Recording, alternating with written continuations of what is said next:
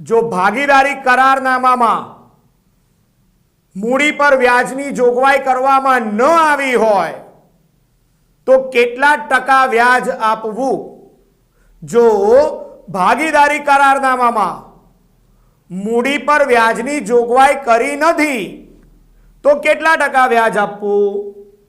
તો વિદ્યાર્થી મિત્રો, તમે ભાગીદારી કરારનામું ભણેલા છો, તમને ખબર જ હોવી જોઈએ. જો કરારનામામાં કોઈ જોગવાઈ ન કરી હોય તો મૂડી પર અને ઉપાડ પર વ્યાજ ગણવામાં આવતું નથી. એટલે આપણો આન્સર શું હોઈ શકે? તો અહીંયા ઓપ્શન છે એ 6%, 9%, 12% અને કાંઈ નહીં. તો આપણો આન્સર હોય કાંઈ નહીં. D answer is the right answer.